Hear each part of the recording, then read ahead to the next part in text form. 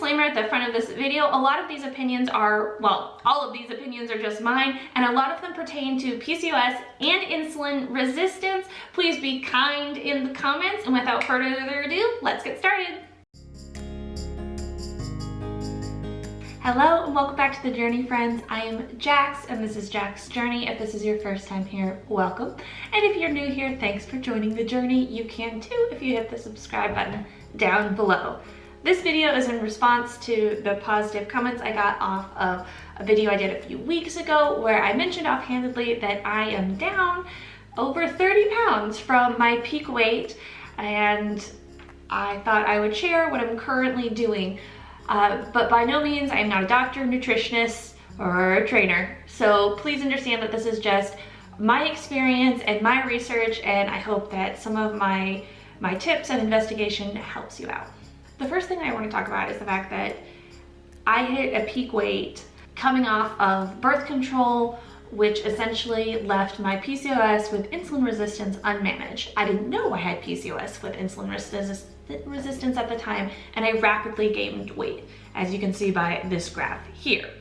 And then over the next few years, I tried different things, and I got on different medications and different fertility medications and did different things that led to varied results.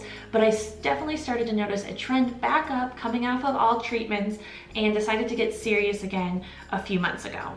What I'm gonna do in this video is go through my diets, my exercise, and my supplements that all come together as kind of a lifestyle that is helping me reach a healthy weight. And I am happy to say for the first time in like 8 years, I am back in a healthy weight range, which is really making me feel motivated and reinvigorated to keep working at it to reach a kind of body image that I am really, really proud of.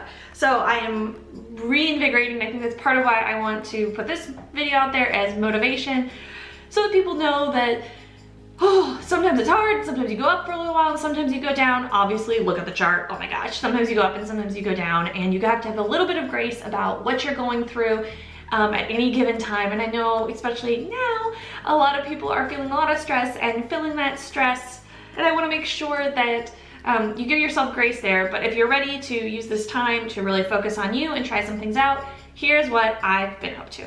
So in diet, I'm breaking this down into 3 kind of subcategories, which is the when you eat, what you eat, and how you're accountable. For me, the when, I started to use intermittent fasting, and I will leave an article down below that really goes through it very well and is very balanced, I feel like, when talking about intermittent fasting and PCOS. Intermittent fasting is not for everyone, and you should test it and try it, and again, consult with your doctor or nutritionist to see if it's right for you. But I gave myself 2 weeks to try it. I tried the 16-8 method, which is 6 hours of fasting and 8 hours where you're allowed to eat. And that's a simple structure. If you choose 8 hours consistently throughout the day that you are allowed to eat, and then the rest of the time you just drink water. And I found that really helpful. Again, I tried it for 2 weeks. The first week absolutely sucked. My body was used to getting this big influx of calories in the morning, and then going through these ups and downs throughout the day as my blood sugar fell and rose and But into week 2, I started to notice that I was feeling better and better and better, and now I can really tell when I don't follow that structure how I drag and dip throughout the day.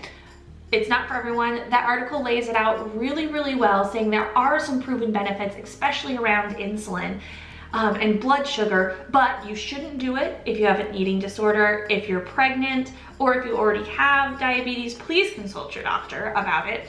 So it's worth giving it a shot if you're looking for a way to structure when you eat. You can start with a 12-12, which is what some doctors recommend, especially if you do have insulin resistance or diabetes. Start with that and see if that works out better. You know, stop eating at 6 p.m. and, you know, only start again at 6 a.m. and then edge it out to closer and closer to that 16-8 schedule. Or you can be like me and just kind of go into it and do it really strict for 2 weeks and see if you feel better. There are some risks with it. Some people, it doesn't help their blood sugar, so you get dizziness and moodiness. And some people, it disrupts their menstrual cycle and stops that from working because it's triggering this starvation reflex. So it's something that you really need to be careful with and experiment with and listen to your body. I wrote down kind of how I felt during the day at the beginning and compared it at the end of 2 weeks. But it was really noticeable for me that it was a good fit. So consider giving that a try. now. But that's just the when. Let's talk about the what. As I mentioned in a long time ago, I made a PCOS diet video. I don't believe in keto diet, neither do a bunch of news sources. True keto has way too many drawbacks to justify the benefits of it. So people are like, keto worked for me, it totally worked for me. One, maybe you weren't even really doing true keto, and two, no one denies that it makes you lose weight, but that's not the point. It also bumps up your cholesterol long term, and especially if you're conceiving, please do not do keto, as it has been shown to lead to a higher rate of birth defects.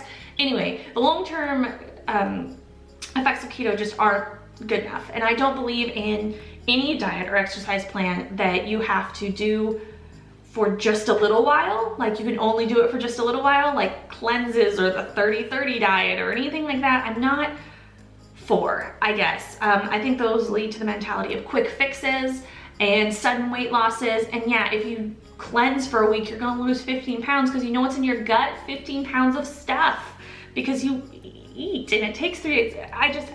It's not my mentality. If you've had success, more power to you. But I really believe in developing a lifestyle, not a diet. As far as diet goes, I did switch out all grain products, pastas and breads and whatever, with 100% whole grains. Make sure you read 100% whole grain, not just whole grain. Some companies just throw some whole grains in there and call it whole grain, and it's mostly still white flour. The reason behind that is that whole grains take longer to digest, and it's a much slower release. Again, we're trying to build a steady level of blood sugar and insulin levels steady, instead of up and down, up and down. So I really enjoyed that. And I also set some just hard limits on different things. I can have 1 soda a day. I just like it. It's a pick-me-up in the afternoon, and you can still have a healthy lifestyle drinking 1 soda a day, but that's my line, right? I'm not gonna go binge or cheat day and drink 3. I hate cheat days. Oh, your body doesn't care that it's a cheat day. You know, it's still gonna gain the weight, right? So again, that kind of falls into that whole, I only do things I can sustain, so I can limit myself to 1 soda a day and still be perfectly happy. So start limiting those kind of things. I also started weaning myself back off of sugar. Me and sugar is a whole lifetime thing, and so, you know. All right, sorry about that. Had to go track down mystery noises really quick. All right, where was I? Oh yeah, so switching things out, limiting sugar, kind of backing that down. Before I start eating for the day, I make sure I drink 30 ounces of water, and I make sure I drink a full glass of water before each meal or snack thereafter, to make sure that I'm not just, you know, treating thirst with food. I think that's really common, and people do that a lot more than they think about. So that's just a new policy that's in my life, which is, again, sustainable, not difficult. And then finally, accountability. This is one that I've integrated in the last few days, and I don't really calorie restrict on purpose, but I find that logging my food kind of helps me just be more conscientious.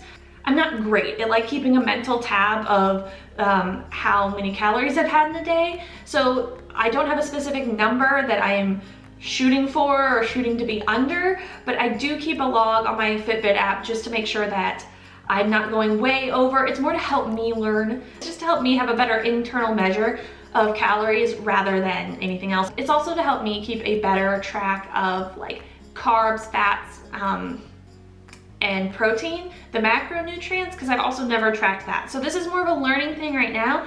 It does also help me if like my day is way carb loaded to not eat a cookie.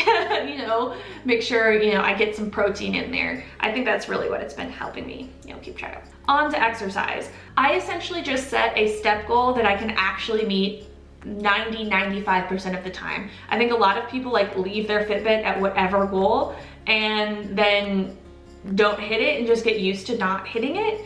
So I have a 9-to-5 office job. Sometimes I don't get 10,000 steps a day, but I've lowered mine to 8,000, which I should be hitting every single day, especially as it warms up. And as the spring progresses, I usually up it back up to 10,000. But I think having a fitness goal that you actually can hit every day is really important, or else you just get used to not. Otherwise, I haven't really integrated a lot of exercise. I used to adore hot yoga, just not fitting into my schedule now with an 8-month-old.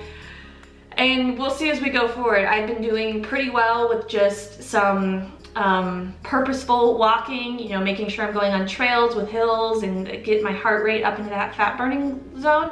But if it's not broke, don't fix it. And since hot yoga is really the only exercise I've really loved that I found effectual, until I can do that again, I think I'm gonna just stick with walking. All right, back, probably not in the same camera position, but we're all gonna deal with that. All right, so diet and exercise. Next is supplements. I put supplements last because that's where they belong in the order. Your diet is by far the most important step. Exercise helps accelerate it. And then there are supplements. So here's what I take on a regular basis that's really helped me. The first two are fiber and a digestive enzyme. And so with PCOS, a very common counterpart condition is IBS. So me and my gut have a very strained relationship, and these two help with that. So this has actually helped a lot with, you know, IBS symptoms and the amount of nausea I feel. I'll link everything down below if you want to look into it for yourself. But this isn't, you know, it's not a complete game changer, but it's definitely something I notice if I'm not taking. Next is just a good prenatal vitamin. So this one has folate in it, which I have never been tested to know if I have the defect that makes it necessary, that I need folate over folic acid, but I just really like this prenatal vitamin anyway. It has really great reviews, and you know, it's better to be safe than sorry when it comes to taking folate over folic acid, unless you've been tested. And then in that case, buy the cheaper vitamins that have folic acid in it, because that's just as good as long as you can absorb it. So a good prenatal vitamin, everyone should probably be on one, whether you're trying to conceive or not, just in case, right? 70% of babies are oopsie babies. Kind of ironic given the theme of my channel. If you don't know, my channel is normally documenting our journey to building a family through infertility, IVF, and adoption. So hit subscribe if you want more updates on this. But PCOS is one of our main diagnoses that we're overcoming. Vitamin D, I had blood tests when I first started my infertility journey that showed I was very vitamin D deficient. So is my mother, so I'm not sure if that is hereditary or not, but it doesn't necessarily have anything to do with, you know, how much you eat or how much sun you get. Some people just have a very hard time converting vitamin D into a usable form, and we're not gonna dive into that. The point is, the way to cure it is to just like kind of oversupply your body so that even though it's very poor at converting it, it still has enough to do so. So I now take 5000 IUs as prescribed by my doctor, and I really like this brand. And finally, this is a new supplement that I've been using the last month, berberine, or kind of cinnamon, if you've heard of cinnamon supplements. And I'll leave all the studies below, but there's actually pretty good research behind cinnamon and affecting insulin resistance, and this company was kind enough to send me a sample that I have been using for the entirety of March, and I have to say, I'm enjoying it. I don't know if enjoying is the right word, but I'm going to continue taking it because I saw a very nice correlation between starting this and really getting that steady 1 pound a week drop off in weight, which I'm shooting for. That's a healthy amount for anybody to shoot for, but especially people with PCOS, you don't want to be doing rapid amounts of weight loss. You want to shoot for, you know, a pound and a half a week once you get on your steady trend. Obviously when you first start healthier eating and exercise, sometimes you have that sharp dip, but once you get there, you should get that steady decline, which is what I'm getting with this. And this is another one where if I don't take it, then I start noticing where I'm very, very prone to like dizziness spells, and so this helps.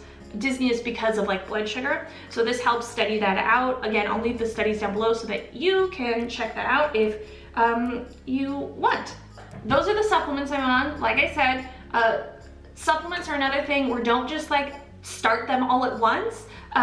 When I started this one, this is all I started. I wanted to make sure that I could tell the difference between being on it and off of it. So if you just chuck a bunch of supplements at yourself, you're never gonna know what actually worked. I encourage everybody to use gradual changes that are sustainable rather than make or break diets that you can totally fall off the wagon for. Like, I just don't believe in that as a lifestyle, and I think that puts way too much stress on you. These crazy restrictive diets just mentally tax you, and I think that makes you want your comfort food more, and it really is discouraging. So I highly encourage you to make moderate steps towards your goal and celebrate those wins. If you know, keep track of your food and you discover, oh my gosh, I drink 3 cans of soda a day, then work it back down to 1 or whatever it is and celebrate that win. I think that's just the way to go about it long term. Anyway, thanks for joining me on this journey. And as always, ladies, keep on fighting.